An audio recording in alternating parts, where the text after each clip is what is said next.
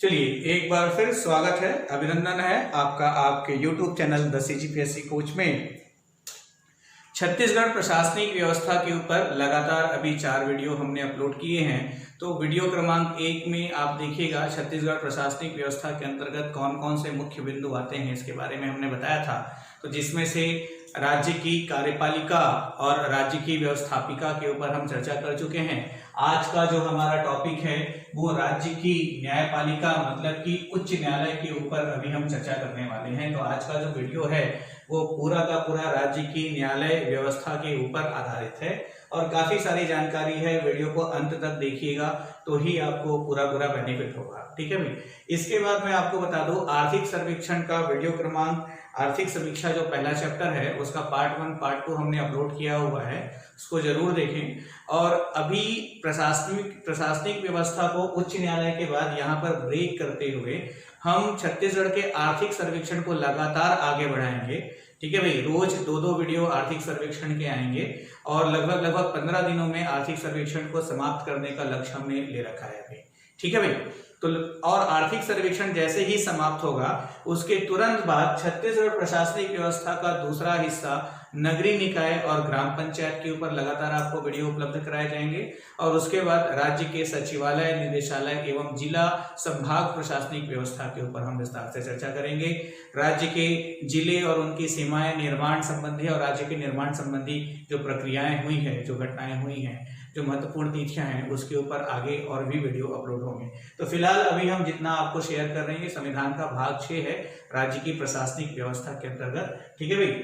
तो आइए आज का वीडियो शुरू करते हैं। टेलीग्राम में आप द CGPSC कोच का जो चैनल है उसको जरूर ज्वाइन कीजिएगा और वीडियो को ज्यादा से ज्यादा आप शेयर करें। लगातार आपको वीडियो के अपलोड्स नोटिफिकेशंस मिलते जाएं, इसके लिए आप चैनल को सब्सक्राइब करें, बेल आइकन को प्रेस करें, है ना भाई।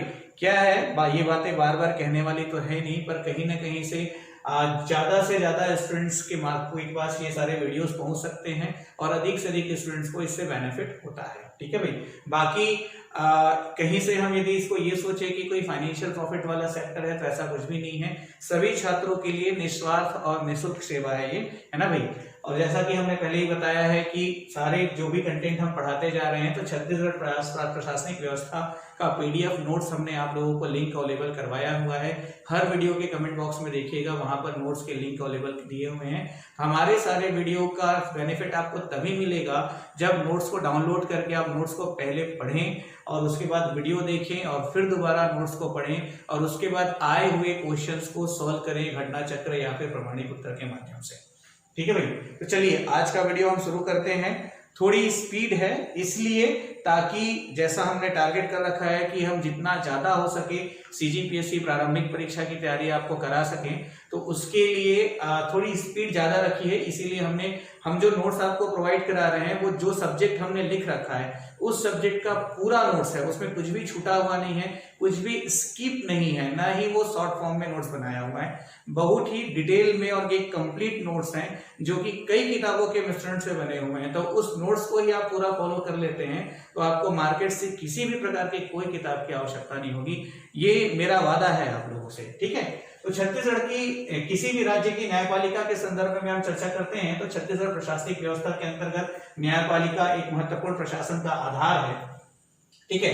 भारत के संविधान भाग 6 में जो न्याय व्यवस्था रखी गई है तो उसके अंतर्गत उच्च न्यायालय है और उच्च न्यायालय के अंतर्गत प्रत्येक जिले में जिला न्यायालय एवं अधीनस्थ न्यायालय होते हैं। तो उसके ऊपर भी हम वीडियो के अंत में चर्चा करेंगे। चलिए ठीक है भाई। तो सबसे पहले भारत का संविधान अनुच्छेद 214, ध्यान दीजिएगा यहाँ पर आर्टिकल 214 अनुच्छेद 214 के ऊपर हम चर्चा करें तो भारतीय संविधान में वर्णित है कि प्रत्येक राज्य में एक उच्च न्यायालय होगा, प्रत्येक राज्य में एक उच्च न्यायालय होगा, ये भारतीय संविधान में वर्णित है। और उसके बाद 7वां संविधान संशोधन अधिनियम 1956, ध्यान दीजिएगा 7वें संविधान संशोधन अधिनियम 1956 के माध्यम से अनुच्छेद 231 के अंतर्गत यह तथ्य जोड़ा गया कि संसद जो है विधि द्वारा, मतलब कि यह प्रक्रिया करना किसके हाथ में है, संसद के हाथ में है। तो संसद जो है विधि द्वारा दो या दो से अधिक राज्य, ध्यान दीजिएगा स्टेटमेंट में, दो या दो से अधिक राज्य का एक उच्च न्यायालय या दो या दो से अधिक राज्य एवं संघ राज्य का एक ही उच्च न्यायालय भी स्थापित कर सकता है, जिसको हम सामान्य शब्दों में साझा उच्च न्यायालय की भी व्यवस्था जो है संसद विधि द्वारा कर सकता है। यह बात जोड़ी गई 7वें संविधान संशोधन अधिनियम 1956 में अनुच्छेद 231 में। तो यहाँ पे अनुच्छेद 231 इंपॉर्टेंट है, 7वां संविधान संशोधन अधिनियम इंपॉर्टेंट है, साझा न्यायालय। तो भारत में कुल 25 उच्च न्यायालय हैं और जिसमें कि लेटेस्ट उच्च न्यायालय जो है वो अमरावती का है, आंध्र प्रदेश राज्य का। छत्तीसगढ़ की हम बात करें तो छत्तीसगढ़ जो है भारत के 19वां ठीक है 19वां उच्च न्यायालय है। छत्तीसगढ़ उच्च न्यायालय जो है बिलासपुर जिले में उपस्थित है। ठीक है भाई, क्षेत्रफल के आधार पर छत्तीसगढ़ उच्च न्यायालय जो है विश्व का एशिया का सबसे बड़ा उच्च न्यायालय है क्षेत्रफल के आधार पर। ठीक है भाई, तो छत्तीसगढ़ का जो उच्च न्यायालय है ये भारत का 19वां उच्च न्यायालय है। ठीक है भाई, देश में कुल कितने उच्च न्यायालय हैं? 25 उच्च न्यायालय हैं। लेटेस्ट उच्च न्यायालय कौन सा है? अमरावती। कौन से राज्य का? आंध्र प्रदेश का। आगे बढ़ते हैं। भारत में उच्च न्यायालय जो है सबसे पहले 1862 में स्थापित हुआ था, बंबई, कलकत्ता और मद्रास। ठीक है, बंबई, कलकत्ता और मद्रास में भारत का सर्वप्रथम उच्च न्यायालय स्थापित हुआ था। तो यहाँ पे 1862 महत्वपूर्ण हो जाता है। ठीक है, इसके साथ साथ संसद की भूमिका यहाँ पर महत्वपूर्ण हो जाती है। क्या? न्यायालय के न्यायिक क्षेत्र में विस्तार का अधिकार किसके पास है? भारतीय संसद के पास है। ध्यान दीजिएगा, राज्य विधानमंडल के पास यह अधिकार नहीं है। तो उच्च न्यायालय की अधिकारिता क्षेत्र में यदि विस्तार करना हो तो कौन करेगा? संसद करेगी। राज्य के विधानमंडल के पास यह अधिकार नहीं है, राज्यपाल के पास भी यह अधिकार नहीं है। ठीक है भाई, गठन की बात करें तो अनुच्छेद 216 के अंतर्गत उच्च न्यायालय के गठन की बात कही गई है। तो यहाँ पर महत्वपूर्ण तथ्य ये हो जाता है कि उच्च न्यायालय में अधिकतम न्यायाधीशों की संख्या को बिल्कुल भी नहीं बताया गया है। भारतीय संविधान में अधिकतम न्यायाधीशों की बात नहीं कही गई है। ठीक है भाई, तो संविधान में क्या कहा गया है? तो संविधान में कहा गया है कि एक मुख्य न्यायाधीश एवं अन्य न्यायाधीश को मिलाकर के उच्च न्यायालय का गठन होगा। ठीक है भाई, एक मुख्य न्यायाधीश एवं अन्य न्यायाधीश को मिलाकर के उच्च न्यायालय का गठन होगा। यहाँ पर आर्टिकल 216 अनुच्छेद 216 जो है यह रखना महत्वपूर्ण हो जाता है। उच्च न्यायालय में न्यायाधीशों की नियुक्ति अनुच्छेद 217 के अंतर्गत राष्ट्रपति द्वारा की जाती है। उच्च न्यायालय में न्यायाधीशों की नियुक्ति अनुच्छेद 217 के अंतर्गत राष्ट्रपति द्वारा की जाती है।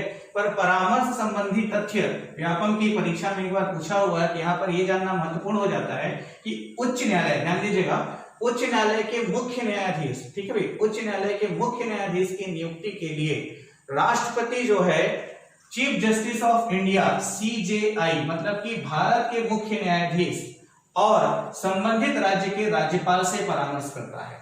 ठीक है भाई, मुख्य न्यायाधीश की नियुक्ति के लिए राष्ट्रपति जो है संबंधित राज्य के राज्यपाल और भारत के मुख्य न्यायाधीश से परामर्श ग्रहण करता है। और उच्च न्यायालय के अन्य न्यायाधीशों की नियुक्ति के लिए चीफ जस्टिस ऑफ इंडिया और संबंधित राज्य का राज्यपाल और उस उच्च न्यायालय के मुख्य न्यायाधीश, इन तीनों से परामर्श ग्रहण करता है। जबकि महत्वपूर्ण तथ्य यह है कि इन परामर्श को मानने के लिए राष्ट्रपति जो है बाध्य नहीं है। ठीक है भाई, तो राष्ट्रपति अपने सारे उत्तरदायित्वों का निर्वहन जो है मंत्रिमंडल या मंत्रिपरिषद के परामर्श अनुसार करता है। योग्यता की हम बात करें तो यहाँ पर अनुच्छेद 217.2 में बताया गया है कि उच्च न्यायालय का न्यायाधीश बनने की योग्यता क्या होनी चाहिए। तो पहली बात तो यह है कि वह भारत का नागरिक हो, और इसमें दूसरा महत्वपूर्ण तथ्य यह आ जाता है कि वह भारत के किसी भी न्यायालय में, ध्यान दीजिएगा, भारत के किसी भी न्यायालय में कम से कम 10 वर्ष तक न्यायिक कार्य किया हो। भारत के किसी भी न्यायालय में कम से कम 10 वर्ष तक न्यायिक कार्य किया हो, या तो फिर एक उच्च न्यायालय या एक से अधिक उच्च न्यायालय में कम से कम 10 वर्ष तक बतौर अधिवक्ता कार्य किया।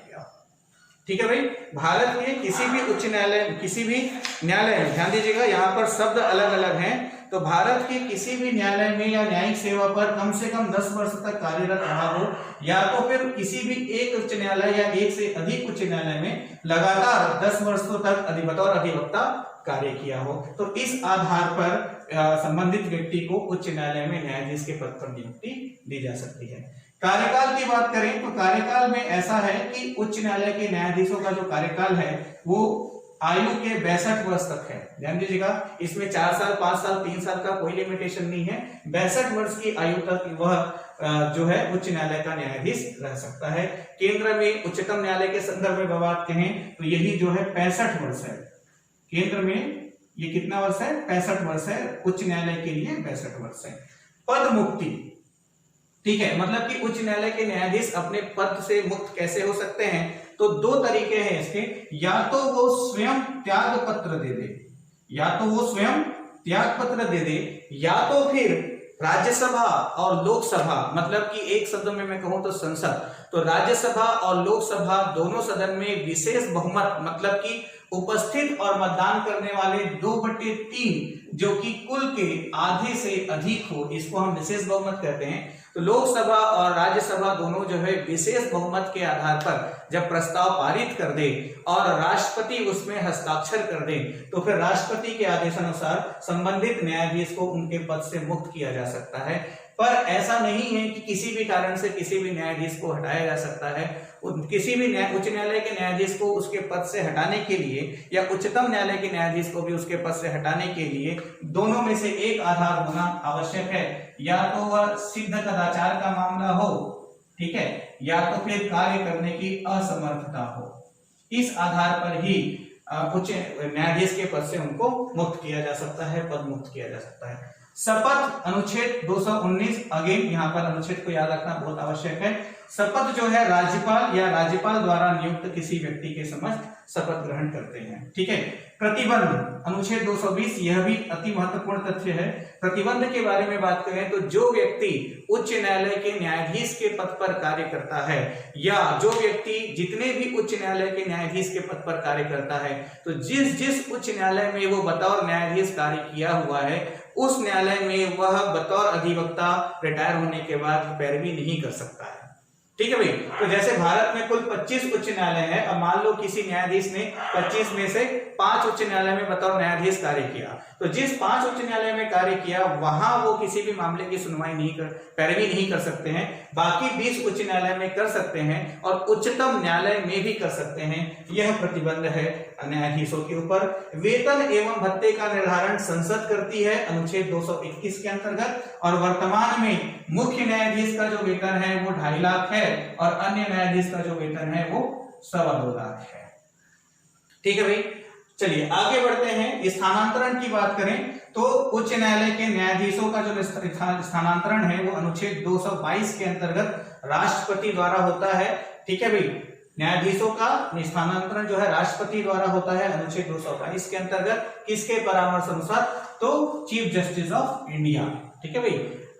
भारत के मुख्य न्यायाधीश, उच्चतम न्यायालय के मुख्य न्यायाधीश के परामर्श अनुसार ये महत्वपूर्ण तथ्य हुआ। चलिए आगे बढ़ते हैं। कार्यकारी मुख्य न्यायाधीश तो क्या होता है? अनुच्छेद 223 में यह बात बताई गई है कि यदि किसी उच्च न्यायालय में मुख्य न्यायाधीश नहीं है तो किसी वरिष्ठ न्यायाधीश को कार्यकारी मुख्य न्यायाधीश बनाया जा सकता है। यहाँ पर पुनः नियुक्ति किसके द्वारा होगी? राष्ट्रपति द्वारा होगी, ठीक है। जैसे छत्तीसगढ़ उच्च न्यायालय की बात करें तो अभी वर्तमान में मेनन जी जो हैं छत्तीसगढ़ के मुख्य न्यायाधीश हैं, परंतु ठीक इनके पहले प्रशांत मिश्रा जी को कार्यकारी मुख्य न्यायाधीश नियुक्त किया गया था। क्षेत्राधिकार की बात करें तो क्षेत्राधिकार के 3 कॉलम है, आरंभिक क्षेत्राधिकार, अपीली क्षेत्राधिकार और पर्यवेक्षी क्षेत्राधिकार, ठीक है। जैसा कि मैं अपने वीडियोस में बार बार कहता हूं, नोट्स को जरूर पढ़ें। नोट्स को पढ़ने से काफी सारे बेनिफिट होंगे आपको, और वीडियो और नोट्स का कॉम्बिनेशन आप कर लेते हैं तो मेरा कमिटमेंट है कि 100% तैयारी होगी आपको। पूरा पढ़ने के बाद आप किसी भी प्रकार का क्वेश्चन पेपर सॉल्व कीजिए, निश्चित तौर पे आपसे प्रश्न बनेगा। फिर भी कोई डाउट हो तो आप कमेंट बॉक्स में आकर के जरूर पूछें, ठीक है भाई। तो आरंभिक क्षेत्राधिकार की बात करें तो आरंभिक क्षेत्राधिकार मतलब कि प्रारंभ से ही जिन मामलों में या फिर सीधे जिन आधार पर आप सीधे उच्च न्यायालय की शरण ले सकते हो, उन मामलों की हम बात कर रहे हैं। तो यहाँ पर वसीयत जैसे मामले, विवाह संबंधी मामले, तलाक संबंधी मामले, कंपनी कानून, न्यायालय की अवमानना, इस तरह के जो विषय हैं वो आरंभिक क्षेत्राधिकार के अंतर्गत आते हैं। मतलब इन मामलों में आप सीधे उच्च न्यायालय के शरण पे जा सकते हैं। संविधान की व्याख्या के संबंध में आप सीधे उच्च न्यायालय में पैरवी कर सकते हैं, में निवेदन कर सकते हैं। यदि नागरिक के मूल अधिकार के हनन की बात हो या मूल अधिकार की उपेक्षा की बात हो तो भी यह आरंभिक क्षेत्राधिकार के अंतर्गत आता है। इसी को दूसरे शब्दों में मूल अधिकारता भी हम कहते हैं आरंभिक क्षेत्राधिकार को। राजस्व संबंधी मामलों में और संसद सदस्य मतलब कि विधानमंडल के जो सदस्य होते हैं, विधानसभा विधान परिषद के जो सदस्य होते हैं, उनके निर्वाचन संबंधी कोई विषय हो, कोई विवाद हो तो सीधे उच्च न्यायालय की शरण ली जा सकती है। ये सभी विषय जो मैंने आपको बताए ये उच्च न्यायालय की आरंभिक क्षेत्राधिकार के अंतर्गत आते हैं। इसी में अपीली क्षेत्राधिकार की बात करें तो अपीली क्षेत्राधिकार के मामले में जो अधीनस्थ न्यायालय है उनका प्रमुख रोल है। ठीक है भाई, तो राज्य के सभी जिलों में जो जिला न्यायालय एवं अधीनस्थ न्यायालय हैं, तो यहाँ पर 3 तरह के मामले होते हैं आपके। एक आपके पारिवारिक होते हैं, परिवार न्यायालय, दूसरा आपका दीवानी न्यायालय और तीसरा आपका फौजदारी न्यायालय। ठीक है, तो दूसरे शब्दों में मैं बताऊं तो पारिवारिक को तो आप समझ रहे होंगे, मतलब कि विवाह वगैरह से संबंधित मामले जो हैं। दीवानी मामले मतलब ये है कि प्रॉपर्टी, पैसे, जमीन जायदाद से संबंधित मामले, और फौजदारी मतलब कि आपराधिक मामले। ठीक है, तो ये इन मामलों में प्रारंभिक तौर पर तो अधीनस्थ न्यायालय या जिला न्यायालय का शरण लिया जाता है, वहां पे जाते हैं और वहां उनके फैसलों के विरुद्ध, उसके निर्णयों के विरुद्ध उच्च न्यायालय की शरण ली जा सकती है। यह जो है उच्च न्यायालय की अपीली क्षेत्राधिकार के अंतर्गत आता है। ठीक है भाई, आगे ध्यान देंगे पर्यवेक्षी क्षेत्राधिकार। तो पर्यवेक्षी का मतलब यहाँ पे यह है कि उच्च न्यायालय को अधिकार है कि वो अधीनस्थ न्यायालयों का, उच्च न्यायालय को यह अधिकार है कि वह अधीनस्थ न्यायालयों का पर्यवेक्षण, अधीक्षण एवं नियंत्रण, 3 शब्द हैं यहाँ पर, क्या क्या, पर्यवेक्षण, अधीक्षण एवं नियंत्रण, पर्यवेक्षण, अधीक्षण एवं नियंत्रण स्थापित कर सकता है, उसके लिए कार्य कर सकता है उच्च न्यायालय। ठीक है भाई, आगे बढ़ते हैं इसमें हम। तो ये तो न्यायालय के क्षेत्राधिकार से संबंधित तथ्य हुए। ध्यान दीजिएगा, मैंने बार बार कहा है नोट्स को जरूर पढ़ें। यदि नोट्स को आप पढ़ते हैं तो सारी चीजें बहुत अच्छे से आपको क्लियर होंगी। ठीक है भाई, यहाँ पर पूरा मैं आपको नोट तो नहीं करवा सकता हूं।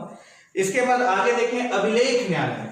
तो आर्टिकल 215 अनुच्छेद 215 के अंतर्गत उच्च न्यायालय को यह अधिकार है कि वह अपने निर्णयों को प्रकाशित करे, और निर्णयों को प्रकाशित करने का जो कार्य है वो अभिलेख न्यायालय द्वारा होता है। तो प्रत्येक उच्च न्यायालय में और उच्चतम न्यायालय में एक अभिलेख न्यायालय भी होता है, तो इसको दूसरे नाम अभिलेख न्यायालय से भी जाना जाता है।